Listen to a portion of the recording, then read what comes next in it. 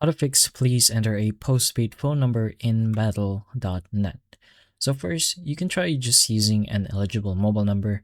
Enter a standard mobile number from a supported carrier since battle.net may reject prepaid, landline, VoLP, and internet-based phone numbers.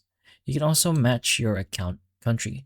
So go ahead and sign in into your battle.net and open your account details. Make sure your account's registered country does match the country code of your phone number.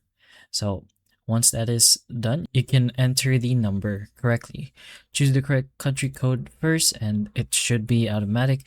Then enter the number without extra spaces or symbols. So when using a country code, remove the local leading zero when required. You also have the option to contact your mobile carrier, ask your carrier whether the number is classified as postpaid and can receive automated verification. A number may still be rejected when the carrier identifies it as a prepaid or unsupported number. And one last option you can try is to basically contact Blizzard support. When a valid postpaid number still doesn't work, so you can submit a request through the Blizzard support and include the error message, your carrier name, account country, and troubleshooting steps you have already tried.